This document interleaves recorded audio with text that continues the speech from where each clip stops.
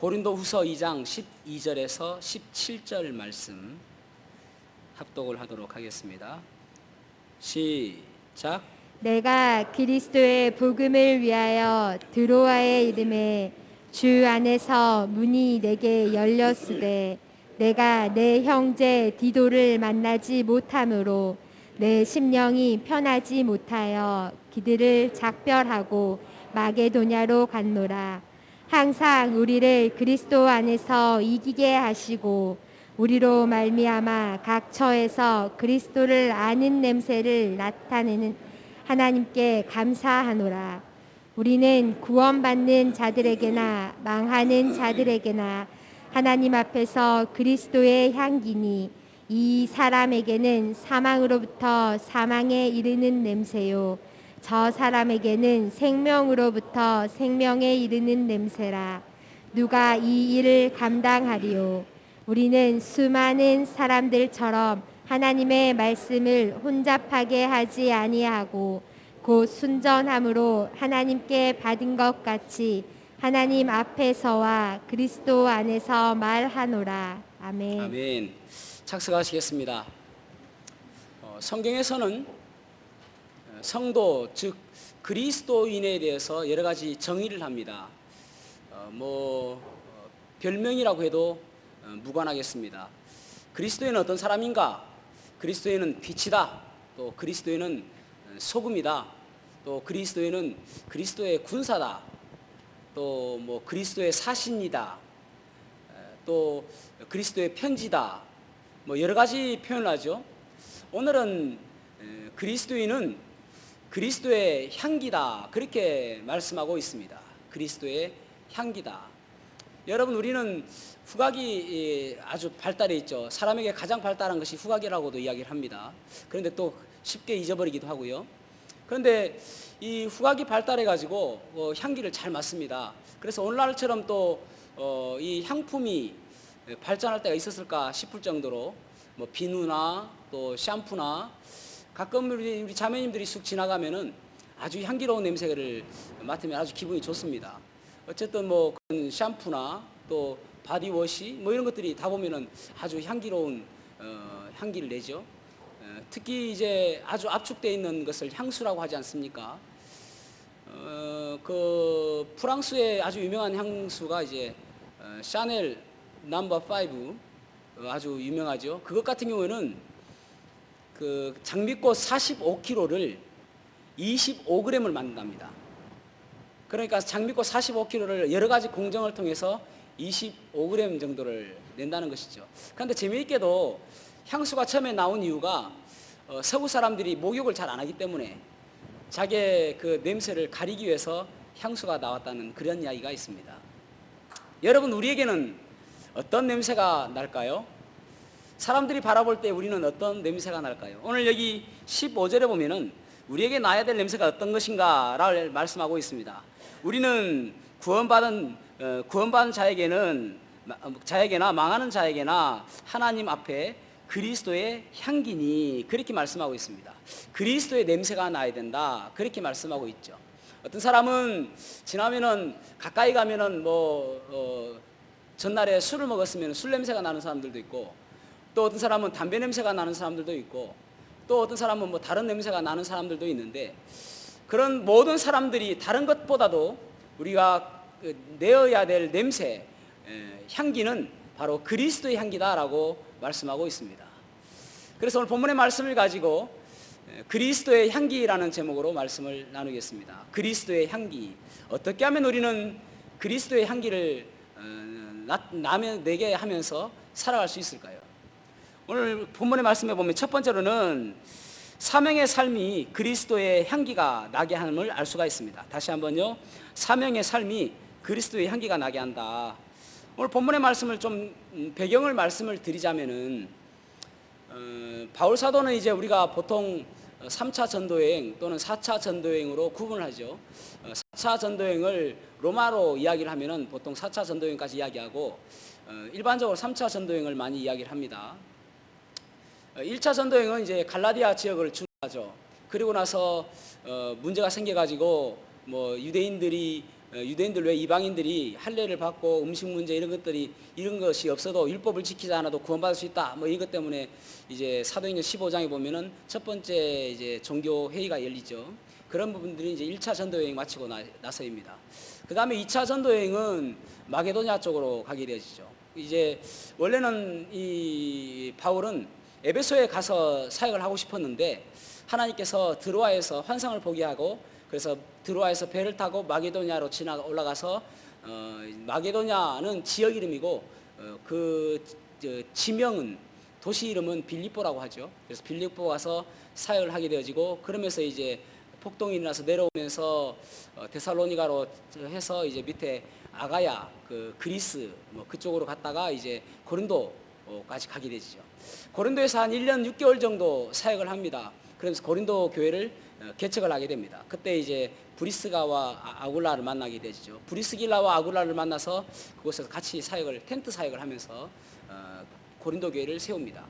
그리고 3차는 원래 가고 싶어 했던 이제 에베소에 가가지고 약 3년간 이제 그곳에서 사역을 하게 되지는데 그 3년간 하면서 고린도에서 계속 안 좋은 소문이 들려지게 되어집니다.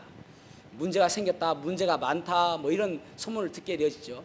급기야는 고린도에서 몇 사람이 와서 바울에게 물어보는 것입니다. 우리 교회에 이런 문제들이 생겼습니다. 예를 들어서 파벌이 생겼습니다.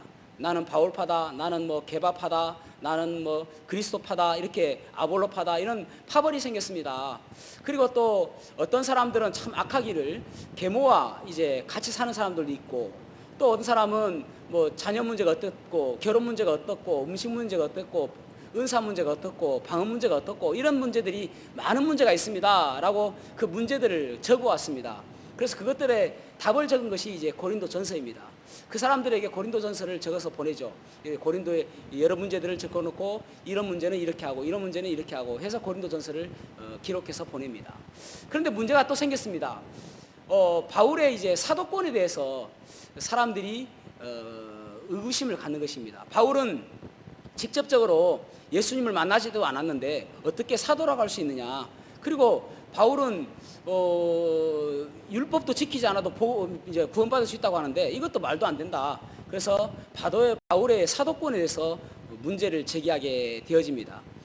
그래서 이제 바울이 직접 가가지고 이야기를 하는데 바울이 조금 글은 잘 쓰는데 말은 좀 안 되는 것 같습니다. 어쨌든 사도행전 20장에 보면은 유두고가 이제 설교를 듣다가 지겨워가지고 졸다가 2층에서 떨어져서 죽잖아요. 나중에 살려주는데, 그래서 여러분들 감사해야 될 것이 우리는 떨어질 것도 없고 조는 사람이 없으니까. 그런데 죽으면 큰일 납니다. 저는 살릴 수도 없어요. 어쨌든 이제 거기서 유두고가 죽고 하는 거 보면은 바울의 언변은 조금 부족하지 않나 하는 생각을 갖게 되어집니다. 그런데 좀 안 되는 거예요. 아무리 이야기해도 돌이키지가 않는 것입니다. 그래서 이제 돌아와가지고 돌이키지 않아서 너무나도 마음이 아픈 거예요. 그래서 고린도전서와 고린도후서 그 중간에 우리에게 전해지지 않은 성경이 하나, 성경이라기보다는 바울 서신이 있는데 눈물의 편지가 있습니다. 눈물의 편지. 고린도후서 2장 이제 4절인가 보면은 눈물로 쓴 편지가 나오거든요. 그 눈물의 편지가 있습니다. 눈물로, 그런데 아주 혹독하고 아주 책망하는, 그래서 돌이켜라, 회개해라, 그런 편지를 써가지고 사랑하는 형제 디도를 통해서 고린도로 보냅니다. 그리고 이제 디도가 다시 와서 만날 때까지 기다리고 있는 그 상황 속에서 에베소에서 폭동이 난 것입니다. 데메드리오라는 사람에 의해서 폭동이 납니다. 그래가지고 그 폭동 때문에 어쩔 수 없이 에베소를 떠나가지고 드로아에 가게 되는 것이죠. 아마 드로아에서 디도를 만나기로 한 것 같습니다. 그런데 드로아에서 디도를 못 만나요. 그래가지고 이제 드로아에서 배를 타고 마게도냐 지역으로 가서 빌립보로 가서 이제 디도를 만나게 되어집니다. 디도를 만났는데 디도가 이야기하기를 아주 잘 되었습니다. 성도들이 회개하고 돌이켰습니다 하는 기쁜 소식을 받게 되어집니다. 그래서 거기에 이제 고린도 후서를 써서 다시 보내게 되어지고, 그리고 나서 이제 고린도에 가서 약 1년 6개월 동안 사역을 하게 되어집니다. 그리고 나서 이제 예루살렘으로 다시 돌아오게 되어지거든요. 그래서 이제 보면은 바울 사도의 그 삶의 목적과 그리고 삶의 사명, 그것이 무엇인지를 우리가 좀 보아야 된단 말이죠. 여기 12절 말씀 보겠습니다. 12절 한번 읽어보겠습니다. 12절 시작. 내가 그리스도의 복음을 위하여 드로아의 이름에 주 안에서 문이 내게 열렸으되. 아멘. 이 12절 말씀만 봐가지고 어떤 분들은 이렇게 이야기를 합니다. 그러니까 디도를 만나지 못해가지고 13절에 보면 디도를 만나지 못했다. 그래서 마음이 편치 못해서 그래서 이제 그들과 작별하고 마게도냐로 갔다라고 13절에 말씀하고 있거든요.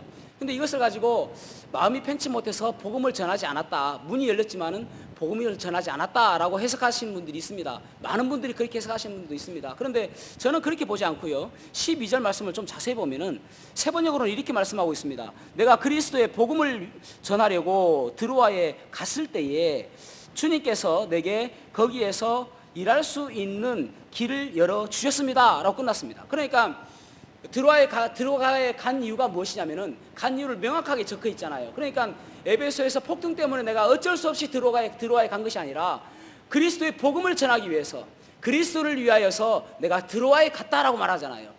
그곳에서 문이 열려가지고 일할 수 있었다라고 말씀하고 있습니다. 그러면서 13절에는 나는 내 형제 디도를 만나지 못하여 마음이 편하지 않아서 그들과 작별하고 마게도냐로 갔습니다. 이렇게 기록하고 있습니다. 그러니까 복음을 전하고 나서 그래도 디도를 만나지 못했기 때문에 마음은 편하지 않는 것이죠. 그래서 마게도냐로 갔다는 말입니다. 그러니까 복음이 전하지 않은 것이 아니라 복음을 전했다는 것입니다. 바울 사도의 항상 그 사람의 목적과 그 사람의 뜻은 무엇이냐면은 하나님께서 나에게 맡기신 것이 무엇인가 그것만 생각하고 있었습니다.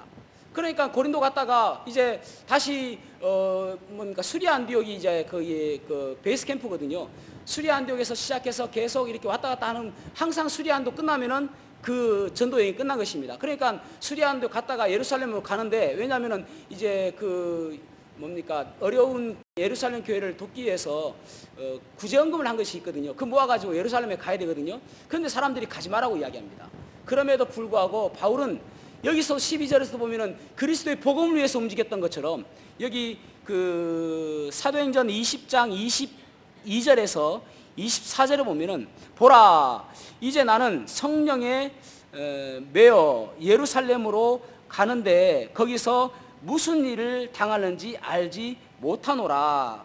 오직 성령이 각 성에서 내가 증언하여 결박과 환난이 나를 기다린다 하시나. 그러니까 예루살렘에 가면은 성령님께서 그에게 가르쳐 주시기를 결박과 환난이 기다리고 있다라고 말씀하고 있는 거예요. 그럼에도 불구하고 24절에 오면은 내가 달려갈 길과 주 예수께 받은 사명 곧 하나님의 은혜의 복음 증거하는 일을 마치리 하면은 나의 생명을 조금도 귀한 것으로 여기지 아니하노라 그렇게 말씀하고 있습니다. 그러니까 바울 사도의 움직이는 그 행동의 기준이 무엇인가? 그 행동의 기준은 사명이란 말입니다. 내가 왜 살아가는가? 주님께서 나에게 주신 사명 때문에 살아간다는 것입니다. 내가 왜 일하는가? 내가 사명 때문에 일한다는 것입니다. 나에게 주어진 이 환경들은 모두가 다 주님께서 나에게 주신 사명이다라고 그렇게 깨닫고 살아간다라고 말씀하고 있는 것입니다. 여러분, 우리는 무엇 때문에 살아갑니까? 나의 행복 때문에, 또 내 가족의 행복 때문에, 나의 안일 때문에 혹시는 살아가고 있지는 않습니까? 바울 사도는 사명 때문에 살아갔기 때문에 그의 삶이 사람들에게 영향력 있고 또 예수 그리스도의 향기가 나는 삶을 살게 된 것입니다. 로버트 저메인 토마스라는 분이 계셨습니다. 토마스라는 분은 런던 대학에서 이제 공부를 하고 그의 아버지가 목사님이셨는데 24살 때에 중국 선교사로 헌신합니다. 그래서 24살 때에 중국으로 선교를 떠납니다. 가는 내내 배를 타고 가다 보니까 임신한 아내가 몸이 많이 안 좋았습니다. 상해에 도착해서 그래서 이제 그의 돕는 형제와 같이 또 사역을 하고 먼 길을 갔다가 왔는데 아내가 그 유산을 하면서 그만 과다출혈로 목숨을 잃은 거예요.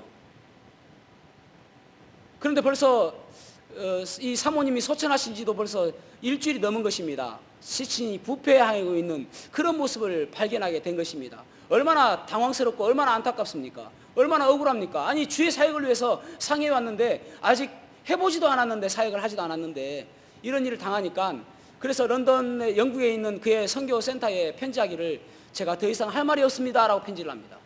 제가 더 이상 할 말이 없습니다. 저는 너무 낙심했습니다. 라는 것입니다. 그래서 통역관으로 일하다가 그곳에서 조선의 소식을 듣습니다. 조선은 어떤 곳인가? 복음이 전해지지 않은 그러한 곳이다 라는 이야기를 듣게 되집니다. 그래서 선교센터에 다시 그가 편지하기를 내가 조선으로 가겠습니다 라고 이야기합니다. 선교센터에서는 믿지 않습니다. 아니, 아내를 잃고 어떻게 갈 수 있을까라는 생각을 갖게 됩니다. 그런데 조선으로 가게 되는 것이죠. 제너럴 셔먼호를 타고 왔습니다. 그곳 대동강으로 도착했을 때에 관군은 그들을 그 항구에 들어오지 못하게 하고, 그러면서 배는 거기 있고, 그러면서 이제 썰물에 쑥 내려가니까 배가 그냥 그곳에서 자초되어 버린 거예요. 그때 관군들이 배에 불을 지르고, 그러면서 배에 상선임에도 불구하고 대포도 있고 그런 것이에요. 그래서 화약이 불나가지고 배가 불이 난 것입니다. 거기서 뛰어내렸는데 뛰어내려서마다 다 관군들이 칼로 목 베어서 죽이는 것입니다. 이 사람도 이 토머스 선교사도 그곳에서 한 사람에 의해서 목베임을 받으면서 죽는데, 죽으면서 이 사람에게 성경책을 던져주면서 뭐라고 이야기하는데, 나중에 알고 보니까 야소, 지어스 크라이스트, 예수 이야기하면서 웃으면서, 죽으면서 웃으면서 이 성경책을 넘겨준 거예요. 이 사람 이름이 박충권입니다. 이 사람이 처음에 너무나도 신기한 거예요. 집에 와서 자기는 관군이니까 어쩔 수 없이 죽였는데, 죽으면서도 원망하지 않고 웃고 웃으면서 죽는 모습이 너무나도 신기한 것입니다. 그래서 이 성경책이, 이 책이 무엇인가 라고 보다 보니까 이 사람이 구원받은 거예요. 그 가운데 그 사람들이 많이 죽는 것을 바라보고 있던 그 관중들 가운데서 12살 난 채치원이라는 아이가 있었는데, 이 아이가 그 책이 던져진 것을 또 하나 붙들고 집에 가가지고, 그래서 이제 집에 벽지로 붙여놓은 거예요. 뭐 쓸데가 없으니까. 그 벽지를 바라보고 박영식이라는 사람이 구원받습니다. 결국은 이 토마스 선교사 때문에 이때까지 세국 정체를 하던 우리나라의 선교사가 아무도 들어오지 못했는데 협약을 맺게 되죠. 그러면서 그 다음부터 공식적으로 선교사님들이 우리나라에 들어오게 되는 그러한 일을 하게 된 것입니다. 그때의 나이가 27살입니다. 여러분, 누군가가 전해줬기 때문에 복음이 우리나라에 온 것이죠. 지금 여러분, 우리가 이렇게 예배드릴 수 있었던 것도 그 토마스라는 한 사람의 씨앗 때문에, 그 사람의 한 알의 씨앗 때문에 우리에게 복음이 증거된 것입니다. 여러분, 마찬가지입니다. 누군가에게 내가 전하지 않으면 그 사람은 복음 전할 수가 없는 것입니다. 내가 전해야 그 사람에게 복음이 증거되는 것입니다. 그래서 특별히 우리가 참 올 설 명절 때에 사람들을 만날 때마다, 여러분 이때까지 기도했지 않습니까? 여러분 이때까지 내 가족, 내 친척, 내 형제 구원을 위해서 기도했잖아요. 이번이 기회인 것입니다. 어쩌면 이것이 마지막 기회일 수도 있습니다. 주님께서 오실 날이 점점 가까워오기 때문에 그렇습니다. 복음 증거해야 되는 것입니다. 내가 전하지 않으면 그 사람에게 전할 사람이 없을지도 모르기 때문에 그렇습니다. 그것이 우리의 사명입니다. 모든 그리스도인들의 동일한 사명. 그래서 주님께서 우리에게 말씀하시기를 너희는 내 제자가 되라 말씀하시며, 모든 사람들에게 복음을 증거하라고 말씀하시고, 가서 너희는 내 제자가 되고 또 내가 가르친 모든 것들을 가르쳐 지키게 하라고 말씀하셨잖아요. 그 복음을 증거하는 저와 여러분이 되기를 주님의 이름으로 축복합니다. 그러면서 우리가 그러면은 무엇을 전해야 될지, 어떻게 무엇을 전해야 될지를 한번 보도록 하겠습니다. 여기 14절 말씀 보겠습니다. 14절 읽어보겠습니다. 시작. 항상 우리를 그리스도 안에서 이기게 하시고 우리로 말미암아 각 처에서 그리스도를 아는 냄새를 나타내시는 하나님께 감사하노라. 아멘. 여기 이기게 하시고라는 이 단어는 어떤 단어냐면은 드리암비오라는 헬라어 단어인데, 환호의 행진을 하며 승리케 하다라는 그러한 헬라어의 뜻이 있습니다. 원래 의미는 개선 행렬에 참여하다, 그런 말입니다. 그래서 이제 표준 세번역에서는 뭐라고 번역했냐면은 14절 말씀을 그리스도의 개선 행렬에 언제나 우리를 참가시키시고, 그렇게 번역했습니다. 그러니까 그 당시에 이제 로마가 여러 나라를 침략하지 않습니까? 그래서 공격해서 침략하고 승리한 장군들은 로마로 도착해서 신전까지 개선 행렬을 하게 되어집니다. 개선 행렬은 반드시 충분 조건이 되어져야 개성령 행위를 할 수 있는데 그 사람이 최고 사령관이어야 되고 또 전쟁이 완전히 끝나야 되고 그리고 5,000명 이상이 적들을 물리쳐야 되고 그리고 영토 확장이 확실해야 된다. 그렇게 이야기하고 있습니다. 그래서 그들이 이제 전쟁에서 승리하면은 어떻게 되냐면은 맨 처음에는 그 원로원의 원로들이 앞에 쫙 가는 것입니다. 그 다음에는 이제 전쟁에서 획득한 전리품 쭉 가져가고요. 그 다음에는 포로들을 쇠사슬에 묶어서 쭉 가고요. 그 다음에 이제 그 제일 마지막에는 누가 따르냐면 제사장들이 향로에 향기 나는 그 향을 하면서 돌리면서 가는 거예요. 그리고 제일 이제 그 마지막에 이제 그 장군이 딱 타고 가는데 4마리의 말이 끄는 마차에 딱 타고 딱 가는 것입니다. 그러니까 이 향기가 완전히 막 풍겨나는 거예요. 그때 시민들이 야 우리 장군이 이겼다, 우리가 승리했다, 우리나라가 승리했다 박수 치면서 환호하는 것입니다. 그러니까 이 계산 장군이 예수 그리스도입니다. 우리의 죄와 사망을 이기신 예수 그리스도께서 승리케 하였다. 이 계산 행렬에 너희도 동참해라 그런 말입니다. 예수님의 승리가 우리의 승리라고 말씀하고 있는 것입니다. 그 이야기를 하면서 지금 너희들을 이기게 하시고라는 그 단어는 바로 이 개선행전에 너희들도 참여해라 그렇게 말씀하고 있는 거예요. 그래서 골로새서 2장 14절에 세 번역으로 이렇게 말씀하고 있습니다. 하나님께서는 우리에게 불리한 것들이 적혀있는 빛 문서를 지워버리시고 그것을 십자가에 못 박으셔서 우리 가운데서 제거해 버리셨습니다. 그렇게 말씀하고 있습니다.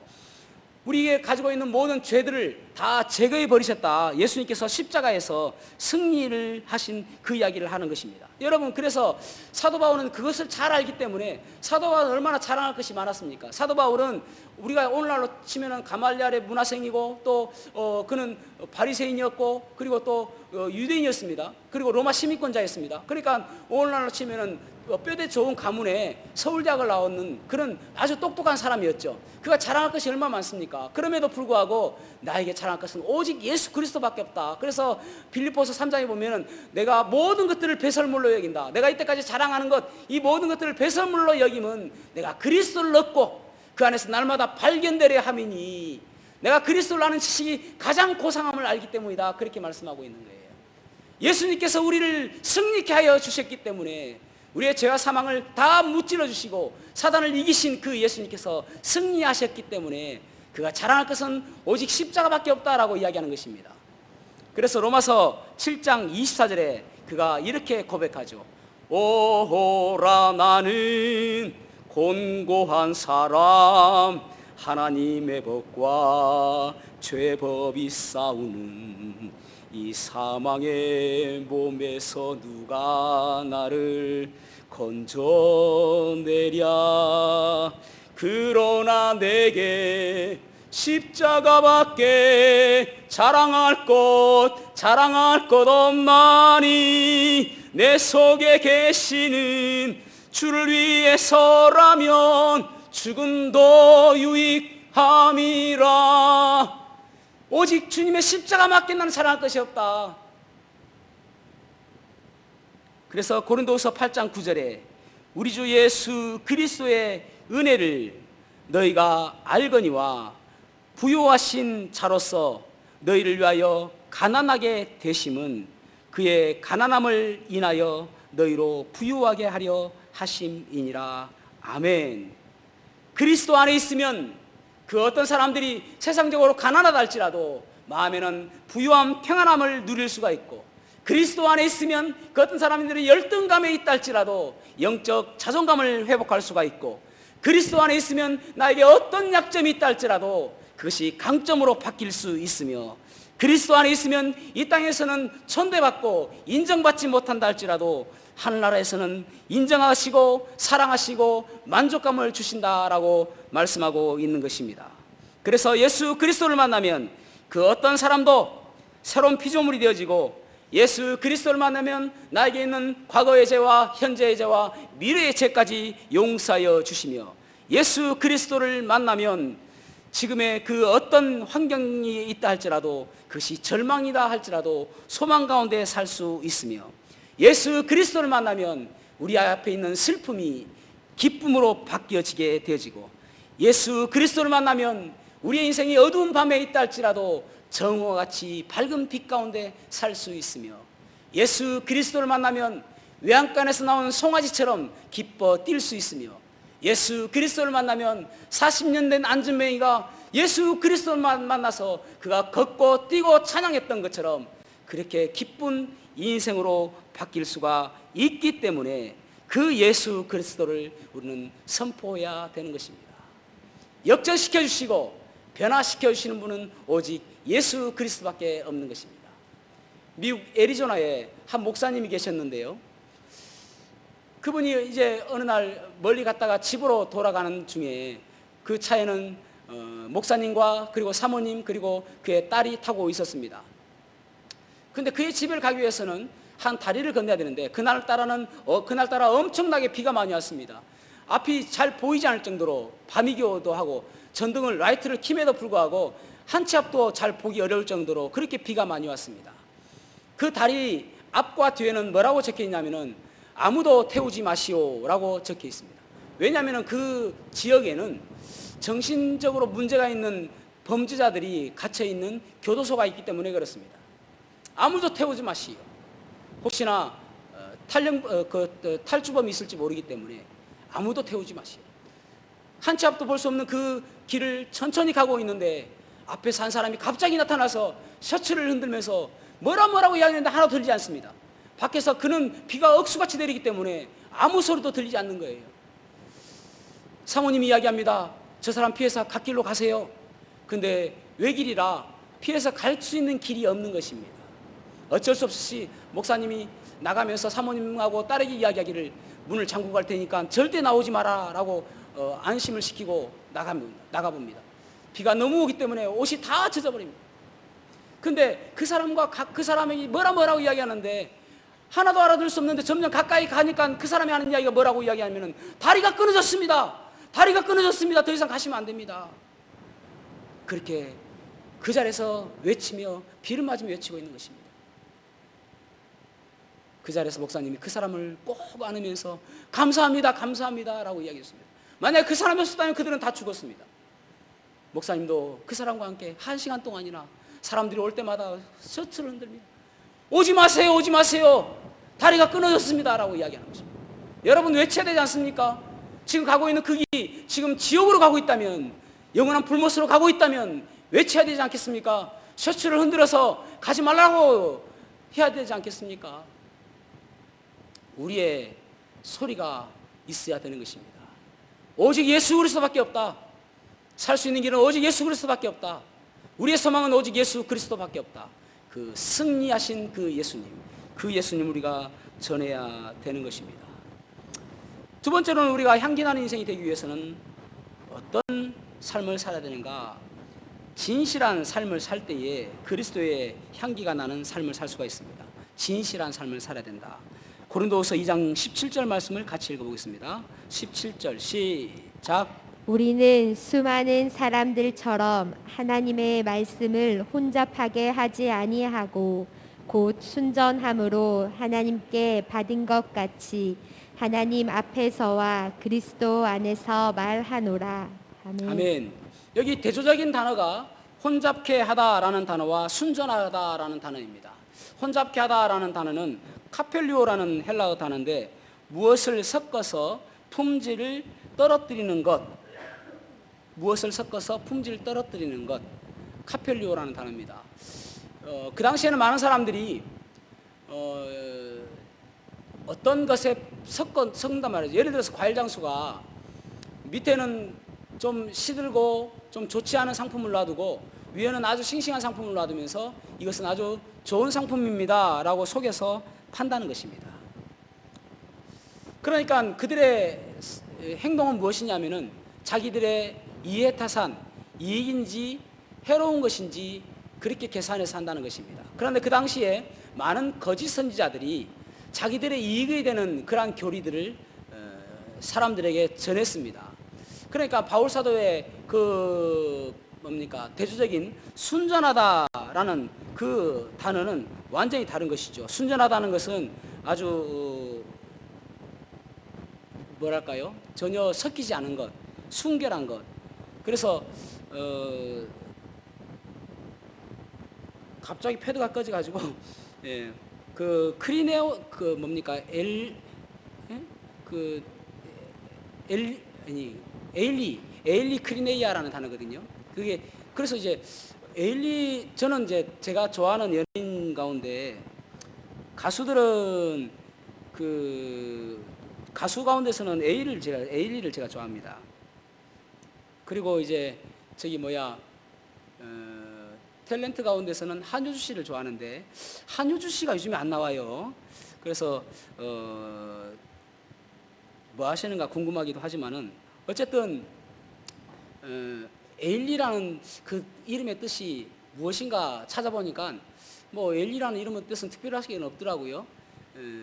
그 지명이 에일리라고 있는데 어쨌든 에일리 크리네오라는 단어는 무슨 단어냐면은 순결이라는 뜻이 순결. 그러니까 순전하다라는 말은 아주 순결하고 섞이지 않은 것. 그 다음에 혼잡하다라는 그 단어는 뭔가 섞인 것. 그것이 이야기하거든요. 그러니까 이 사람들은 섞였고 그 바울 사도는 나는 섞이지 않은 오직 순결한 그런 복음을 너희들이 전했다. 그런 말입니다.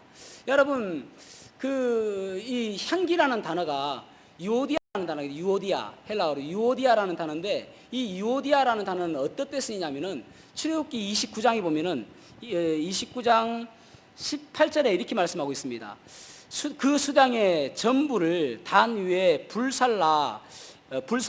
이는 여호와께 드리는 번제요. 이는 향기로운 냄새니 여호와께 드리는 화제니라. 그렇게 말씀하고 있습니다. 이때의 냄새가 바로 유오디아라는 단어입니다. 그러니까 이 뭡니까? 하나님께서 기뻐하시는 향기, 그게 유오디아라는 단어입니다. 하나님께서는 우리가 진실한 것을 원하신단 말입니다. 섞여 있지 않는 오직 순전한 것. 그러니까 여러분 우리가 누구를 대할 때에 진실하게 대하면은 반드시 그 사람의 진심을 알게 되는 것이죠. 많은 사람들이 그렇게 하지 못합니다. 이것이 나에게 이익이 되는가 해가 되는가가 먼저 우선되어지잖아요. 그런데 하나님께서는 그것을 바라보는 것이 아니고 사람들도 그것을 원하는 것이 아니라 진실한 마음을 원한단 말입니다. 진실한 것. 여러분의 마음은, 여러분 행동은 진실함으로 입증되어지고 있습니까? 또 진실함으로 나타내 보여지고 있습니까? 바울 사도는 아주 순전한 마음을 했기 때문에 그렇게 자랑할 수가 있는 것입니다. 나는 다른 것 사심이 섞여 있지 않다. 나는 나에게 이익이 되는 거 원하지 않는다. 오직 주님의 영광을 위해서 나는 살았다. 그렇게 이야기하는 것이죠. 여러분 우리의 행동이 주님께서 기뻐하시는 행동이 되었으면 좋겠습니다. 그것은 바로 내 동료들, 내 성도들 사랑하는 것이죠. 진실된 마음으로. 이러한 이야기가 있습니다. 60년대 겨울에 서울 인왕산 자락에 거기는 이제 다닥다닥 붙어 있는 초가집이 여러 집이 있고 아주 빈민촌입니다. 그 가운데 이제 한 만두집, 그 산 기슭에 만두집이 있는데 순덕 아지매가 운영하는 만두집입니다. 그리고 이제 거기에 보면은 막 초가집들이 많이 있고요. 그 만두집을 운영하고 있는데 항상 누나와 동생이 그 앞을 지나가는 것입니다. 지나가면서 만두를 이렇게 이제 찌는 그 솥이 있잖아요. 너무나도 추우니까 이 아이들이 그 솥에 손을 좀 올렸다가 좀 몸을 녹이고 그리고 집에 종종 가는 것입니다.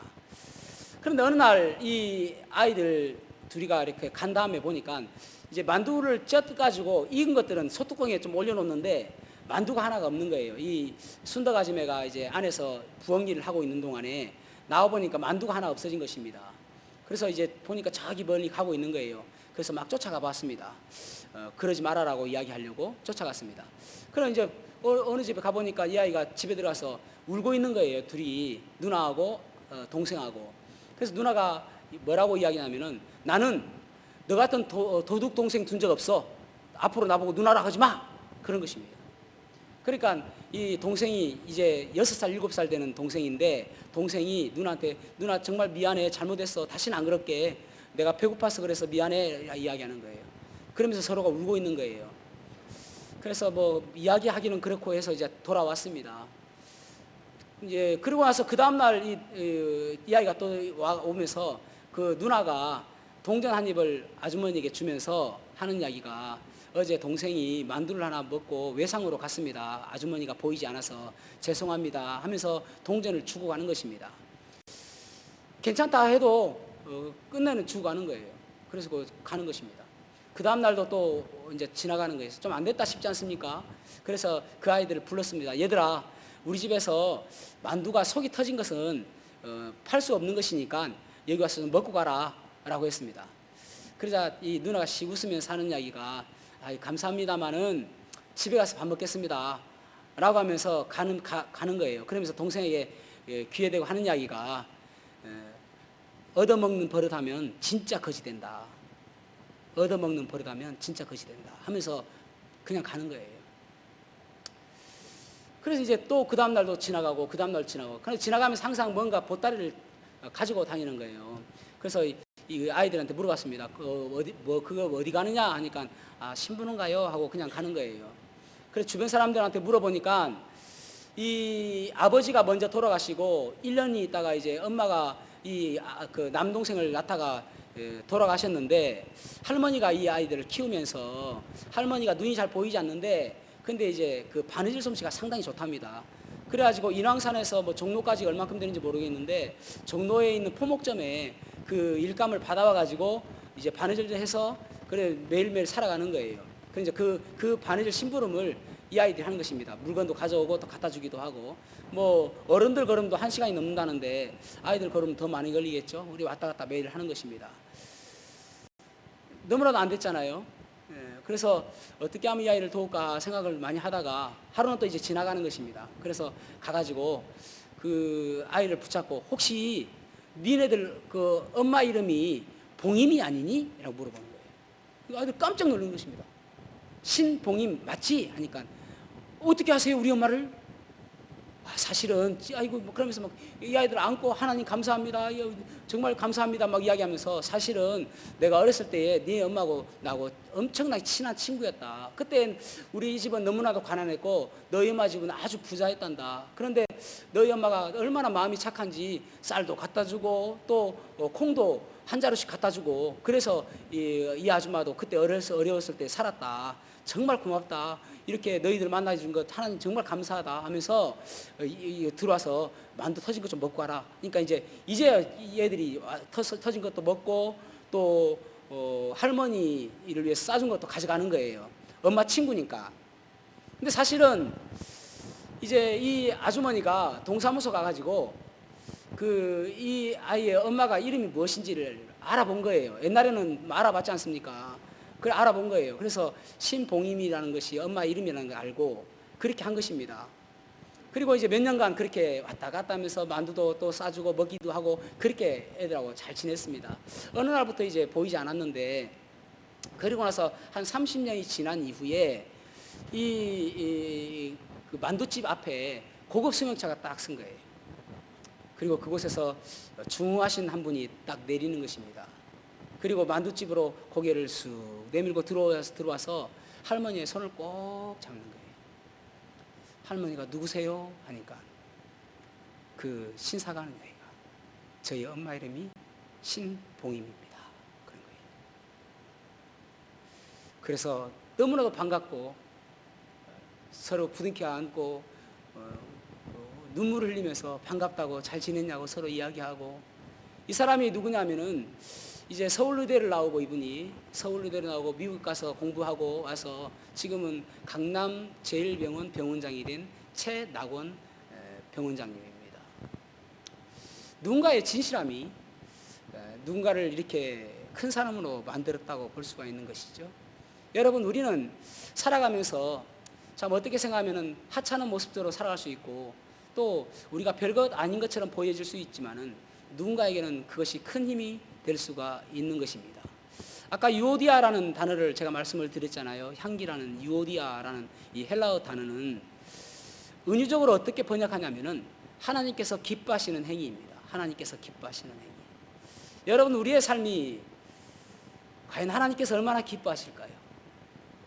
예수님께서 베다니 지역에 갔을 때에 마리아가 300데나리온이라 되는 향유를 깨서 예수님의 발을 씻긴 사항을 우리는 잘 알고 있습니다.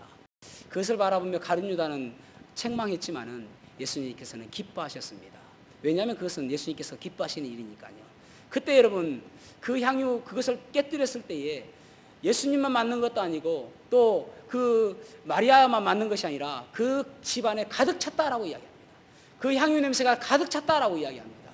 여러분 내 삶이 내 행동이 내 삶의 내 행동이 예수 그리스도의 향기가 가득 차는 인생, 내가 있는 그곳에서 예수 그리스도의 향기가 가득한 인생, 그런 인생이 되시기를 축복합니다. 그 인생이 될 때에 우리의 삶을 통해서 예수 그리스도가 증거될 줄로 믿습니다. 어쩌면 사명보다 더 우선되어지는 것은 우리의 진실한 삶이 아닐까요? 기도하시겠습니다.